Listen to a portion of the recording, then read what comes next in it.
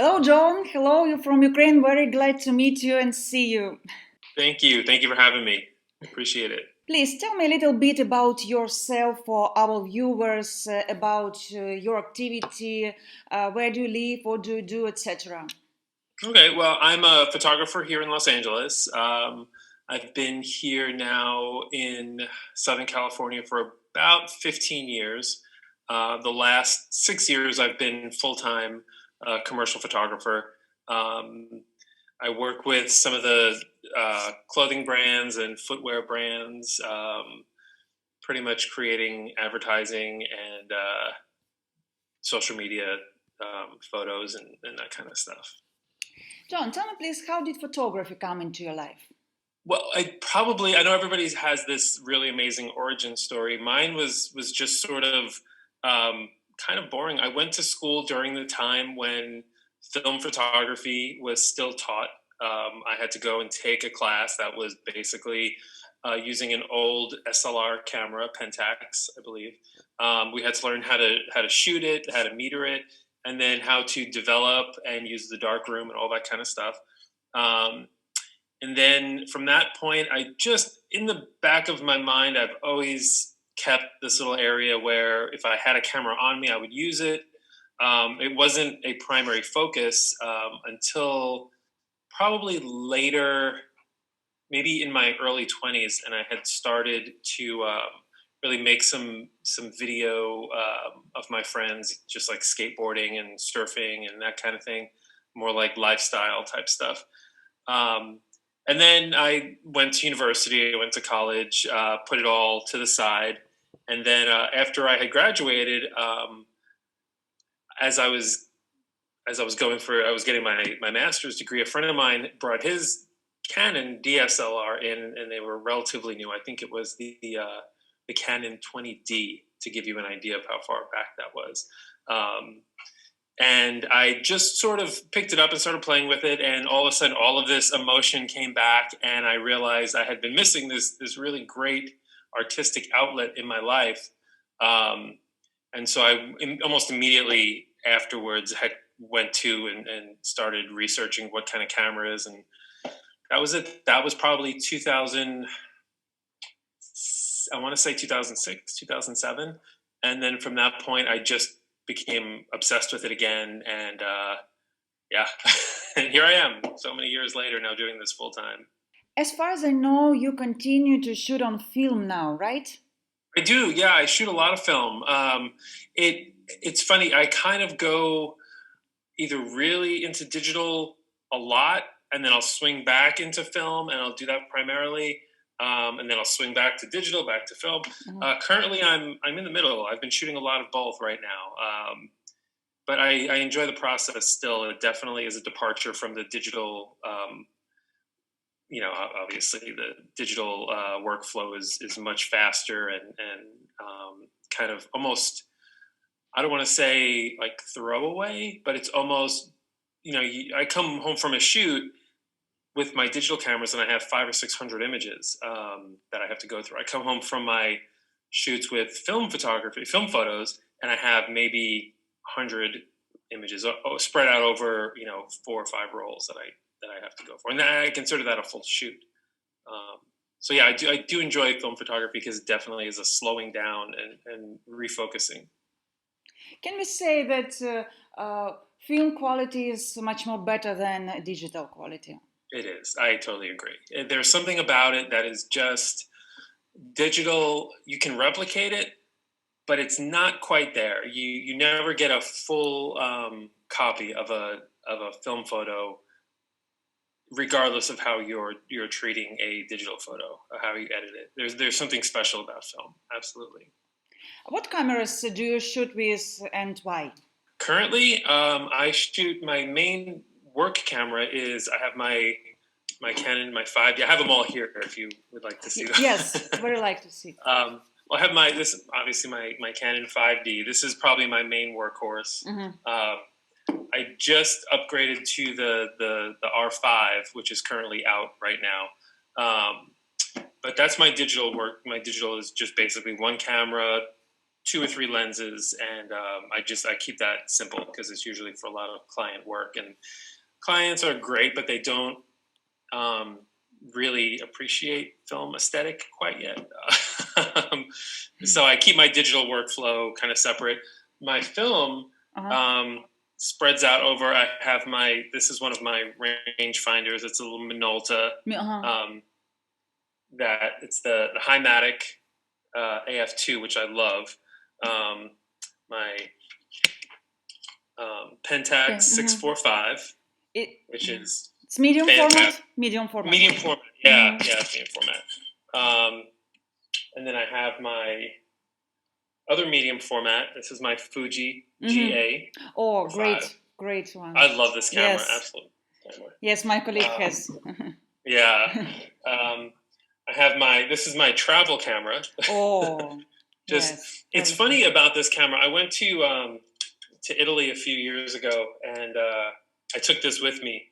And the reaction, usually if you're walking around with a big DSLR and you're trying to take pictures, people, they ignore you, they walk past, whatever. I had this camera around my neck, and every time I went to take a photo, I would, focus it. I'd look up, and there were people like, look at the old camera. And there's people are so much more friendly towards you when you're carrying around something like this. And they're so much more willing to let you take their photo and to be in a scene rather than when you have a digital camera. And I guess people don't want to wind up on the internet or something. Rolleiflex today is very good for street photography. It really is. I absolutely love it. I do need to get this one repaired. There's something, being a 50-year-old camera, the shutter has stopped working. So I do need to get it repaired eventually. Hopefully the time we can start traveling again. And then finally, the camera that I use probably most often is my big, my RZ67, and I absolutely love this camera as well. It's big, it's heavy, it's just a pain in the neck to carry around, but I really love it because the file, the images are. There's something about them that's really, really special. Something this big, and I have the different size backs to it. So I have the 6.7, the 6.45, and the 6.6 square frame back for this. It's just such an amazing camera. And do you shoot on large format? Do you shoot on large? I've never shot large format. It's something that I'm very interested in, but it's one of those things, I think, that's just very, you have to be very purposeful, and you have to be very, almost, like if I go out on any kind of shoot, or if I'm just going out walking around the neighborhood or something, I can take my phone, I could take any one of these cameras, and it's fine. If I had a large format, 5x7, 8x10, something like that, it's almost its own, what's the word I'm looking for? You need to be very single-minded in that, just because there's so many little, I think, nuances to it that doing other stuff with it is difficult to manage, at least for me. Other people might have different experience. John, what focal length do you prefer the most, and how do you choose it for shooting? For my commercial work, it's my favorite focal length is probably the 50 millimeter, just because it's so, to me, it's very natural looking, especially with advertising, commercial photography. There's, almost no distortion. There's no, it looks just like a regular scene.